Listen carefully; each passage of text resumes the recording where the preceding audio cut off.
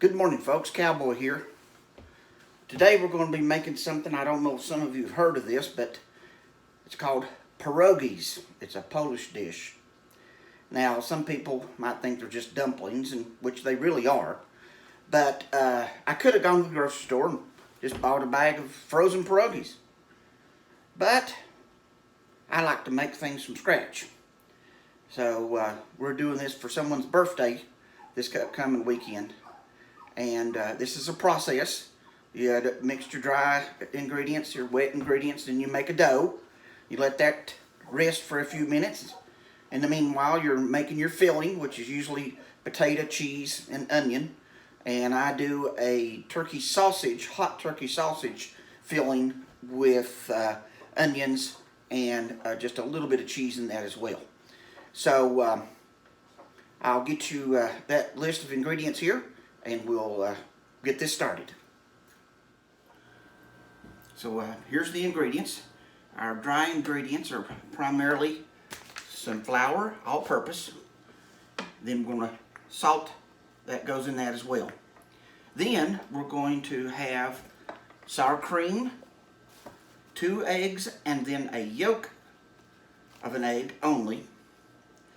And we will mix that together. The wet ingredients and the dry. The oil goes in the wet as well. We'll get those mixed, then we'll combine them. And while it gets combined and rests a little bit, we will be making our filling, which is going to be made up of potatoes, onions, green onions, cheese, and cheese sauce. And of course we'll salt and pepper those to taste. My other ingredient is going to be some turkey, hot sausage turkey, with some cream cheese, and then I'll add a little onions and green onions to that with a little salt and a little pepper and get it to the taste that I want. So let's get started. So we're going to get our fillings to going before we start making that dough, because after that dough rests, then it's ready to go, and you don't want it to sit there too long. So I've got my onions chopped. I also put a little bit of garlic that adds flavor, and then that'll go in both mixes. So let's look at that. So as you can see, the onions are chopped and the garlic. I got my frying pan ready. I've already got the potatoes on boiling. We're well on our way. All right, so let's get the onions in.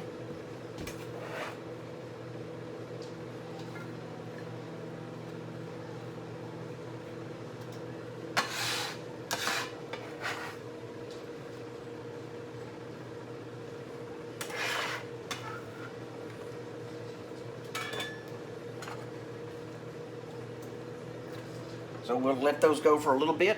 Going to add a little salt and pepper, and then we'll put the garlic in. So the onions are translucent, so now I'm going to add the garlic.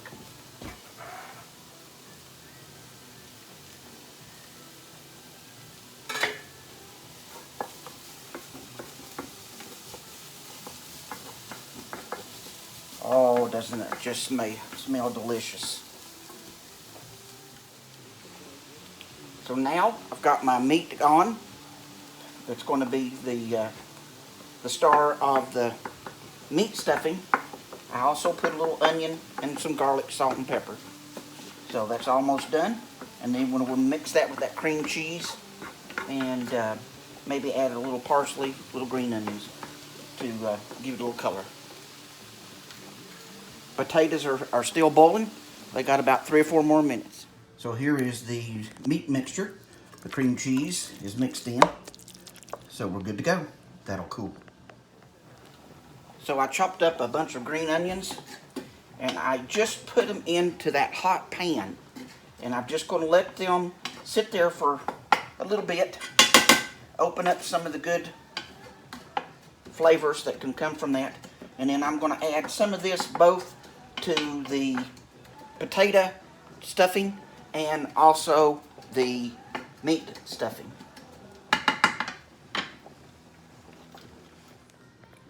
So the potatoes are mashed, mixed with the cheese sauce, the onion, green onions, salt, and pepper. We're going to let that cool, And now we're going to make the dough. Okay, so we have got our dry ingredients, which is 4½ cups of all-purpose flour, 2 teaspoons of salt. Then we have got our wet ingredients, which is 2 cups of sour cream, 2 tablespoons of vegetable oil, and some butter, 2 tablespoons, melted, along with 2 eggs and then the yolk of 1 egg. So we're getting ready to put these together to make our dough.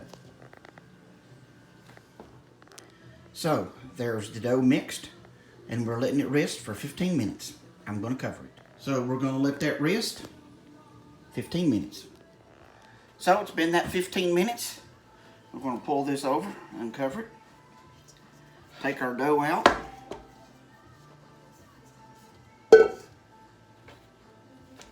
And so what we're going to do is we're going to cut this dough in half.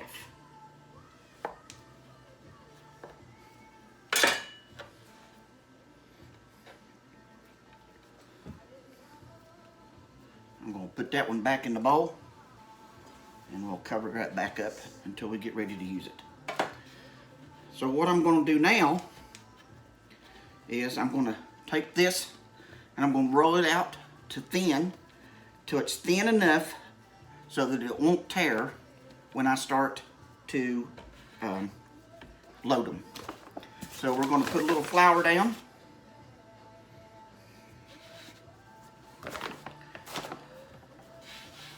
Get a little bit on a rolling pin. This little recipe has a tendency to test your skills a lot when it comes to baking, cooking. So we're going to see how this all comes out.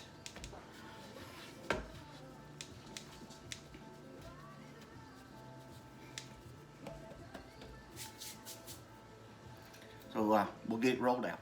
So I hope that you can see that. It's all rolled out and very thin. And now I'm going to cut it into circles, and then I'll reform it and roll it out again. So there you go. The pierogies are rolled out, and now I'm going to start filling them. So here's what they look like. This is the potato filling, and I'm going to take those and just fold them over and form them. I put a little water on these, so I'll take that and then give it a little squeeze. And there we go, is a pierogi.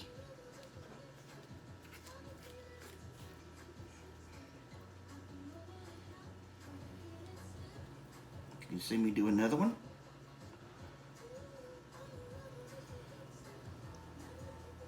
So what I'm going to do with these is once I get these formed, I will take these and I'm going to freeze them.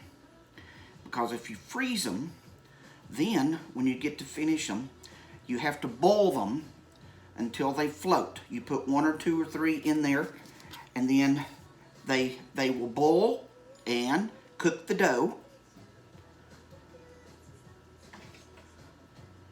And once that is done, you can take those, and then what you want to do is you will put them in a frying pan and you will brown them up just a little bit.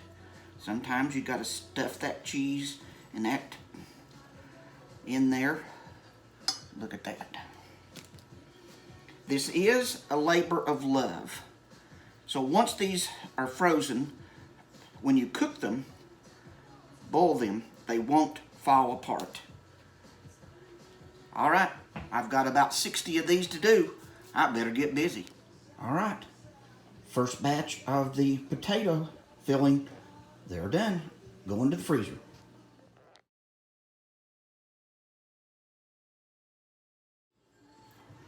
All right, the first row of the meat filling. Let's get them put together. So, now I've got the meat ones done. They're ready to go in the freezer. A labor of love. Had 31 in that batch.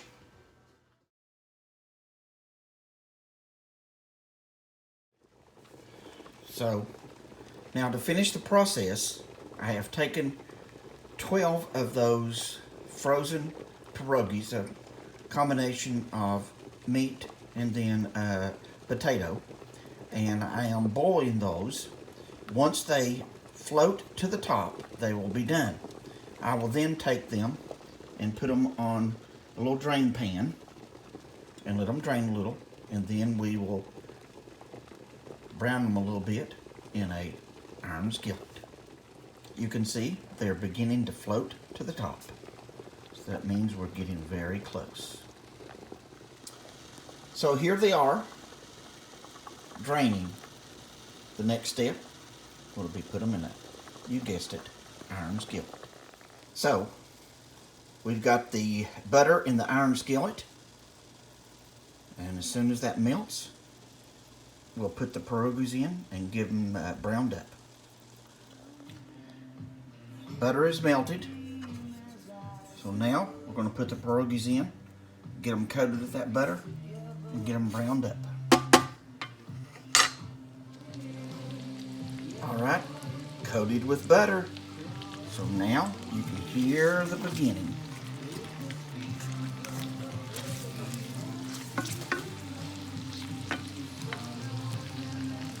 So this batch that I am browning right now is a batch that I made after, well, the second batch, and I made it a herb dough. So let's see how that turns out. We're beginning to hear that little sizzle, and they're beginning to brown. Delicious. So I made 2 batches, ended up being 117. And this weekend we will be boiling these and browning them, and it will be served as a side dish for another Polish dish called haluszka. Look for that video.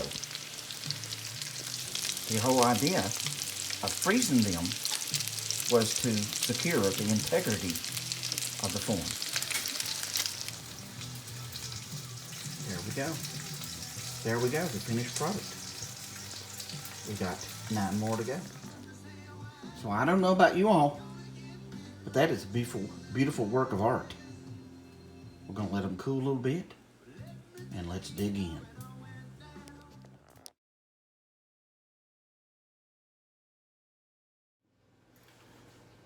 So I have let those cool for a little bit. Now we'll probably serve these with some sour cream or any other type of dressing that you would like. Yeah, of course, you know Cowboy. He's just going to pick one up and he's going to taste it.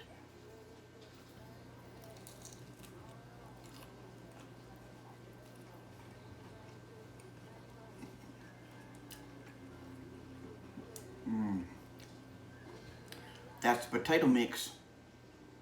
Very good. Delicious. Now, this is a labor of love. So, just remember, it is a process, but the end result is absolutely unreal. As usual, I'm hungry, and I'll see you on down the trail.